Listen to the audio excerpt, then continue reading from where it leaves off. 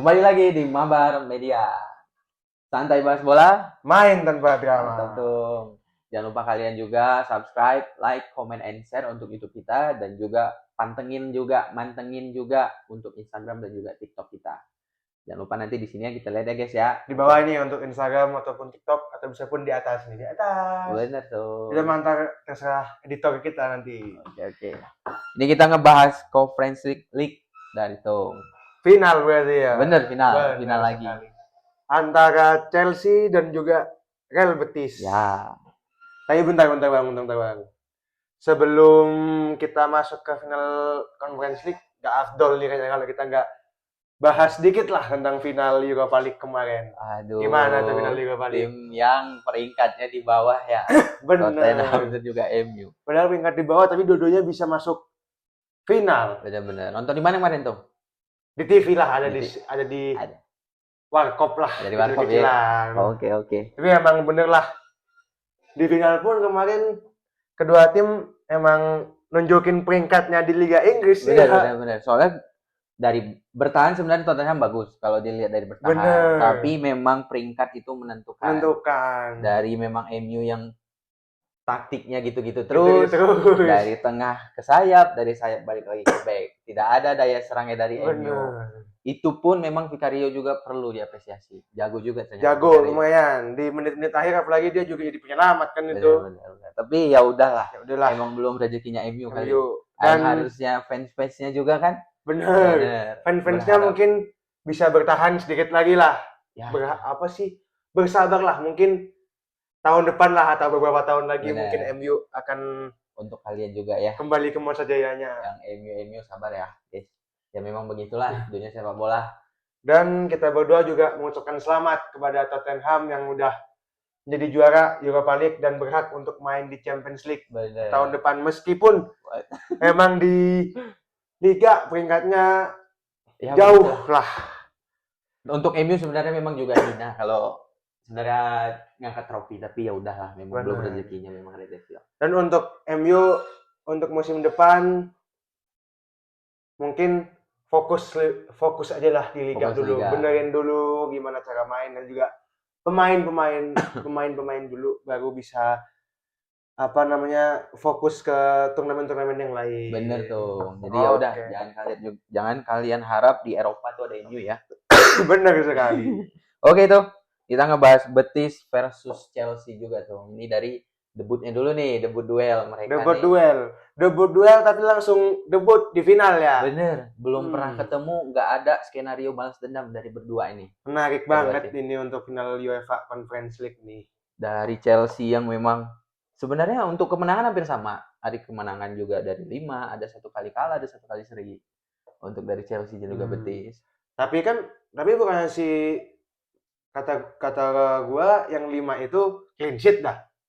Iya 5 clean sheet. Bener. Kalau Chelsea kan dari fase grup udah menang terus tuh dia. Memang fase grup. Dia kan juga Chelsea. Dari awal Conference League tahun ini juga dia juga salah satu lah favorit untuk juara Conference League sendiri. Bener Chelsea. Soalnya difavoritkan ya gimana?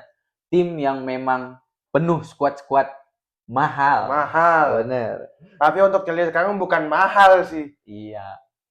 Emang mahal, tapi juga harusnya pemain itu nggak mahal. Ya, betul tuh. Tapi apa mungkin karena pemilik Chelsea yang baru yaitu si Todd Boehly ya? Todd Boehly. Apa mungkin dia terlalu sultan atau gimana itu kita nggak ada yang tahu. Merombak Chelsea juga menyeramkan sih. Bener, merombaknya juga. Kalau dari yang gue lihat dia suka sama pemain-pemain yang apa ya? Yang mungkin sukanya kali, memang suka pemain kulit hitam dan yang rambut-rambutnya kayak rambutnya gay gitu lah. Bener. Soalnya kalau mungkin dilihat ya dari yang punya, entah mungkin kerja keras kali. Kerja keras, etos kerja kan. Bener. Kan pemain hitam biasanya juga etos kerjanya pasti gede tuh. Pasti gede, ya bukan menyampingkan juga yang putih, cuman emang kita lihat kan. Tapi dari Real Betis nih juga, Real Betis pemain-pemainnya sebenarnya apa adanya. Dari God kita aja sih ini. Dari Anthony. Awal musim menurut gua emang apa adanya sih. Bener. Tapi memang semenjak masuknya seorang God Anthony, ya permainan Betis seperti apa ya? Terlihat bertambah semangat. Bertambah semangat. Apalagi ini kan orang-orang Brazil kan. Orang-orang Brazil. Yang semangatnya individunya juga diperlukan untuk di tim Spanyol kayak gini. Bener. Apalagi selain itu juga setelah Anthony masuk dari MU juga, Betis ini semakin tersorot lah oleh Betis emang media-media. Dulu sebelum Anthony masuk, mana ada Betis tersorot? Belum. Nggak ada tersorotnya. Emang Anthony membuat media, membuat media. Bener. Tapi kalau kita lihat nih, ada satu hal yang harus kita bahas dari Chelsea dan juga Real Betis itu. Untuk mereka yang ternyata Real Betis nih solid untuk dari segi tim. Solid, bener. Dan tapi juga Chelsea dari Sultan banget itu Chelsea. Tapi emang bener sih, Real Betis dengan skuad apa adanya dan minim sekali pemain bintang bisa main lebih solid. Benar. Apakah memang benar dengan sedikitnya pemain bintang permainan jadi lebih Jadi nggak ada yang individu atau nggak ada yang ingin main sendiri. Jadi mainnya memang jadi lebih seperti tim bola lah yang benar dengan 11 pemain. Tapi menurut gue itu untuk dari Chelsea sama Real Betis nih, soalnya Chelsea ini kan memang sultan katanya, pemainnya juga banyak, mahal. Mungkin secara bertahan atau sering menyerangnya mungkin Chelsea dari segi menyerang. Bener, pasti bertahan. Chelsea pasti final nanti pun bakal menyerang banget tuh dia tuh. Tapi tunggu dulu tuh. Tapi untuk sebenarnya yang bikin kita bingung, di Liga dia kan udah champion sih, udah ada Liga Champions, benar sekali tuh. Udah menyerang terus nih untuk di Liga, menyerang terus untuk mengejar champion. Tapi untuk di Conference League mungkin lawan Real Betis yang solid begini, apa mungkin mereka juga bisa menyerang kayak di Liga?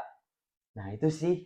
Ya kita belum tahu juga ya, apalagi kan kedua tim juga dari dua liga yang berbeda dan cara main tempo di liganya juga berbeda pasti. Bener. Liga Inggris dengan tempo yang tinggi, yang cepat, sementara di Spanyol kan ya cepat, tapi kan nggak secepat dengan Premier League lah. Ya. Apalagi kan Chelsea kemarin kita lihat juga dari peringkat, juga menunggu Liga Champion dia. Bener. Untuk saja menang melawan Nottingham Forest. Dia juga di Liga kemarin juga masih mati-matian untuk ngejar tiket Liga Champion juga kan. Sementara di sisi Real Betis, menurut gua kemarin dia di Liga Spanyol juga nggak terlalu ngejar juga, udah nggak terlalu ngejar. Makanya ini sebenarnya dua tim yang satu sebenarnya juga udah ada jatah sih sebenarnya.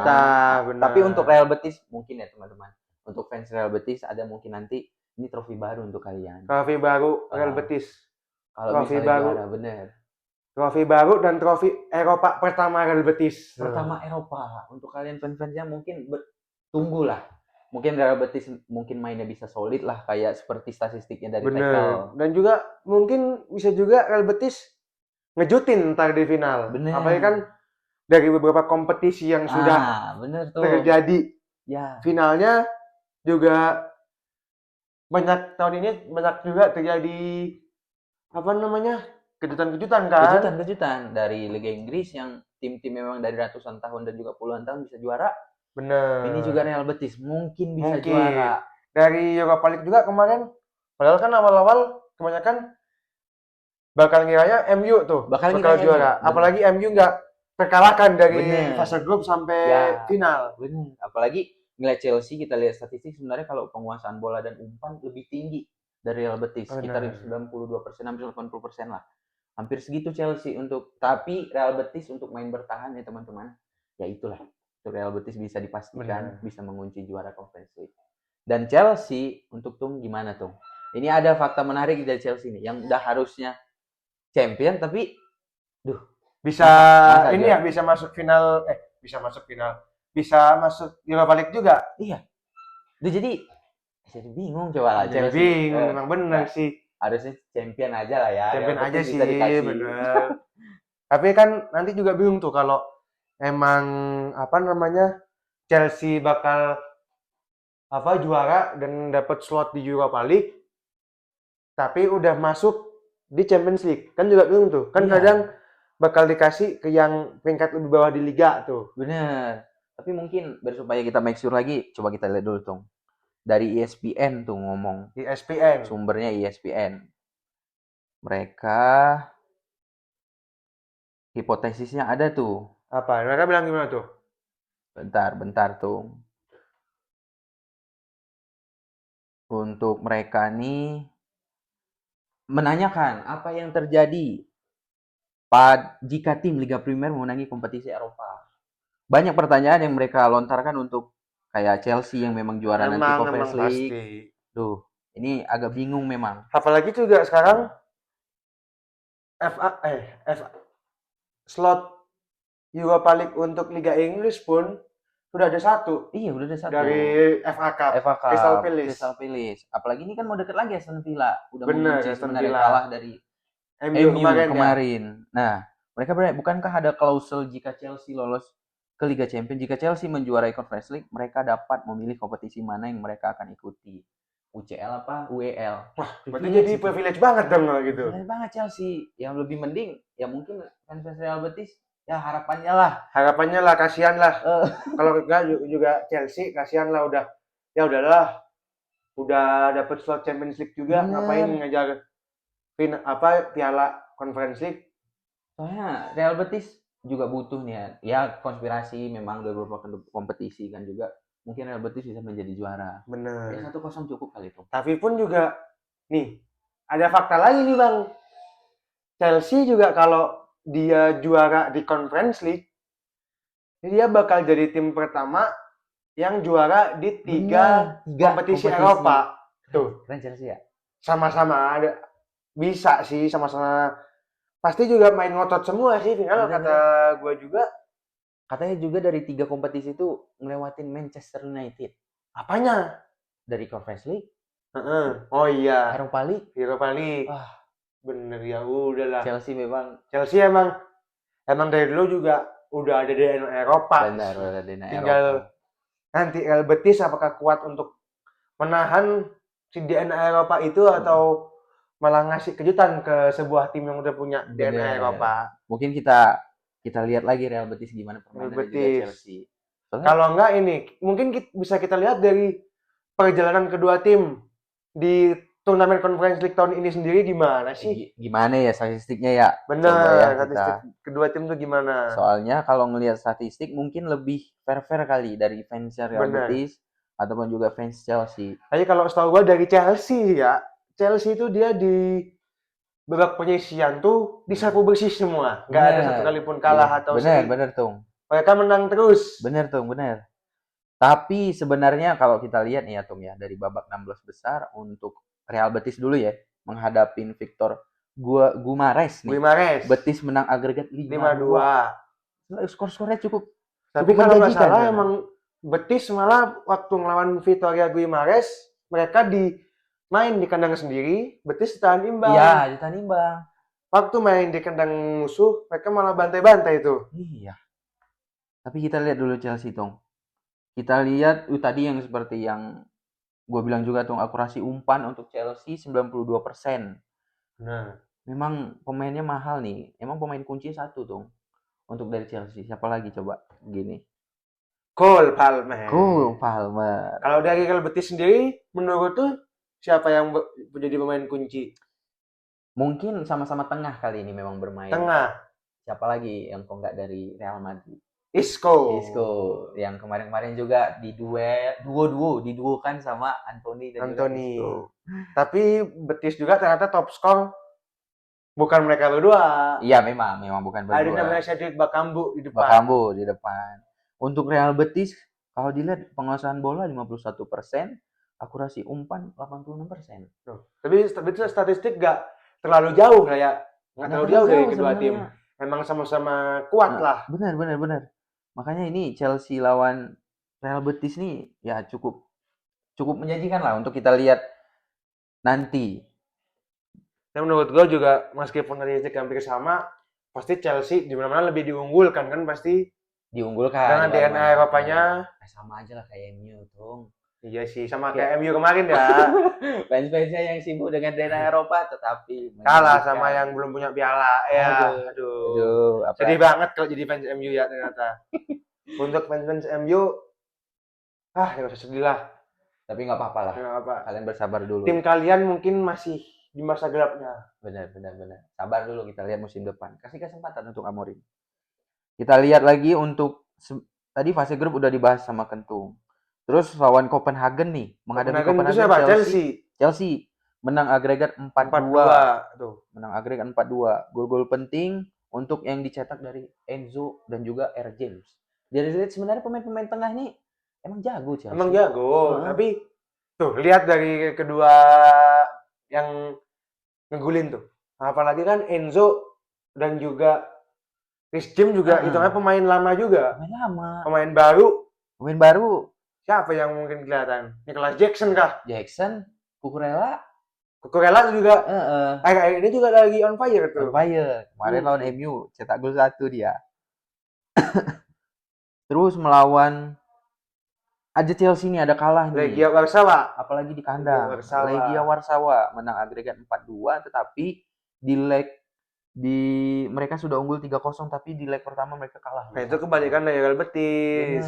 Kalau Real Betis di kandang imbang bukan kebalikan, hampir sama lah. Hampir sama benar. Tapi bedanya cuma di kejutan di Stamford Bridge kemarin si Legia Warsawa bisa ngasih kejutan di kandang sendiri.